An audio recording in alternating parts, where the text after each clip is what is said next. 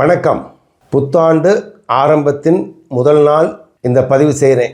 ஏன்னா நான் சொல்கிற பதிவில் நிறையாவே மனசு அல்லது எண்ணம் சம்மந்தப்பட்டதாக இருக்கும். ஏன்னா அதில் தான் நான் ரிசர்ச் பண்ணி டாக்டரேட் வாங்கியிருக்கிறதுனால, அது மூலமாகவே நான் பிரயாணம் பண்ணிக்கிட்டு இருக்கிறதுனால நீங்கள் இதை பற்றி கொஞ்சம் புரிந்துக்கிட்டீங்க வச்சுங்களேன், அருமையாக இருக்கும் வாழ்க்கை. இப்போ இது மனமா எண்ணமா அப்படின்றது நீங்கள் தீர்மானம் பண்ணுங்கள். என்னையை பொறுத்த வரைக்கும் ஆரம்பமாவது எண்ணத்திலே, அது ஆடி அடங்குவதிலும் எண்ணத்திலே அப்படின்றதான் என்னுடைய பழமொழி. அதில் தான் நான் வாழ்ந்துக்கிட்டு இருக்கேன்.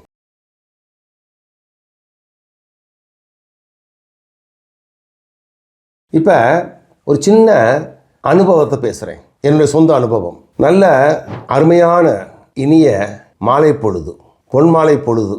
ராத்திரி நல்லா சாப்பிட்டுட்டு அழகாக அருமையாக ஆனந்தமாக தூங்கிட்டு இருக்கோம். ஹைதராபாத் கிளைமேட்டு கொஞ்சம் கோல்டாக இருக்கும். அக்டோபர், நவம்பர், டிசம்பர், ஜனவரி, பிப்ரவரி. இந்த டிசம்பரில் கொஞ்சம் அதிகமாக இருக்கும். நல்ல தூக்கம். இந்த காலையில் 5 மணி தூக்கம் இருக்குதே, அது ஒரு அருமையான தேவதை மாதிரி கட்டி அணைச்சிட்டு தூங்க வைக்கும். அதே மாதிரி மனைவி நாங்கள் எல்லாம் கட்டப்பட்டு அருமையாக கட்டிப்பிடி தூங்கிட்டு இருக்கோம். திடீர்னு அலாரம் அடித்த மாதிரி ஐயா ஐயான்னு யாரோ கூப்பிட்ற மாதிரி சத்தம். கொஞ்சம் உணர்ந்தோடனே மனைவி வந்துட்டு என்னங்கன்னு கேட்டா, ஐயா நான் 2 டவுன் போலீஸ் ஸ்டேஷன்லேருந்து வர்றேன், கொஞ்சம் கதவை திறங்க.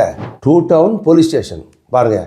உடனே இந்த மைண்டு அங்கே போய் கரெக்ஷன் பண்ணி என்னமோ போலீஸ்காரன் வந்திருக்கான ப்ராப்ளம்னு சொல்லி மைண்டில் இருக்குது நமக்கு. அது தவறாக சரியானு தெரியாது. மனைவி ஒன்று கேட்குறேன், ஐயா நேற்று ஹெல்மெட் போட்டு போனியா போகலையா? என்னப்பா உங்கள்கிட்ட அன்றைக்கி அடி வாங்கினில்ல, அப்போ தான் ஹெல்மெட் போட ஆரம்பிச்சிட்டேன்ல, என்னையா போலீஸ்காரன் வந்திருக்கானுங்க. கொஞ்சம் நேரம் கழித்து இந்த மெல்ல தட்டின சப்தம் கொஞ்சம் உயர ஆரம்பிச்சிச்சு. ஐயா சீக்கிரம் திறங்க, 2 தடவை கூப்பிட்டேன், எந்திரிக்கலை நீங்கள்.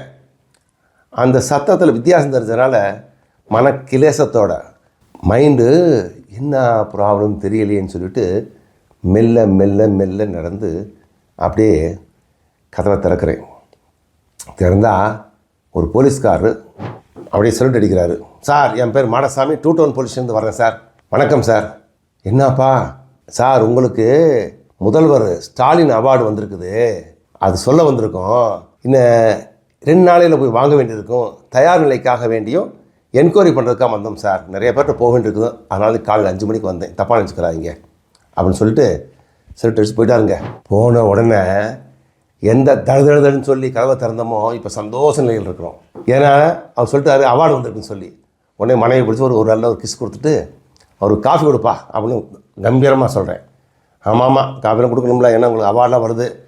சரி போட்டோம் அப்படின்னு சொல்லி காஃபி கொண்டாக்கி வைக்கிறாங்க. காஃபி இப்படி சிப் பண்ணுறதுக்கு குனிஞ்சு குடிக்க போகிறேன், திருப்பி சத்தம் கேட்குது.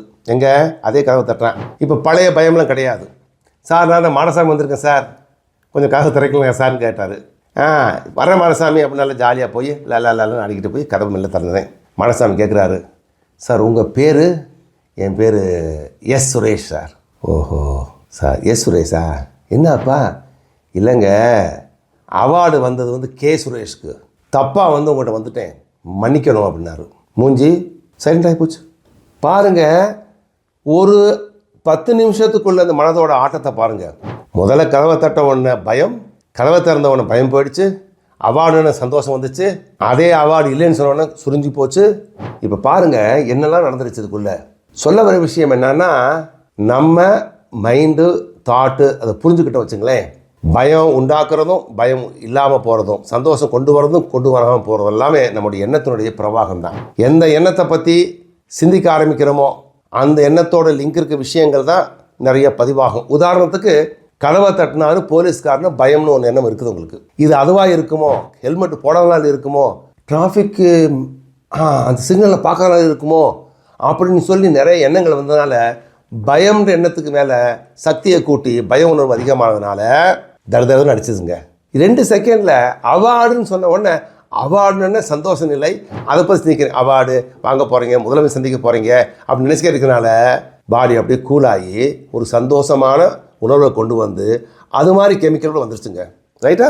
3வது அவார்டு இல்லைன்னு சொன்ன உடனே ஓஹோ முதலமைச்சர் சந்திக்க முடியாது, நமக்கு கிடைக்கிற மாதிரி போயிடுச்சு, எதெல்லாம் எண்ணங்கள் அந்த எண்ணத்தை தாக்கத்தினால பாடி நெகட்டிவ் கெமிக்கல் சுரக்க ஆரம்பிக்குது, முகம் குரங்கு மாதிரி ஆகிப்போச்சு. இது என்னோடய அனுபவம்.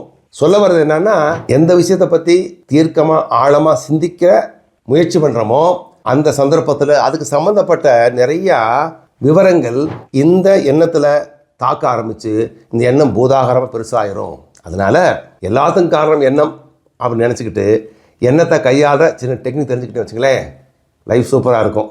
இப்போ அவார்டு வந்துச்சு, அவார்டை விடுங்க. இது கதைங்கிறது உண்மைதான். என்ன சொல்ல வரேன்றதை புரிஞ்சுக்கிட்டீங்கன்னு நினைக்கிறேன். புரிஞ்சுக்கிட்டா சரி, புரியலன்னா பதிவில் போடுங்க, நம்ம பேசுவோம். ஓகேங்க, நன்றி, வணக்கம்.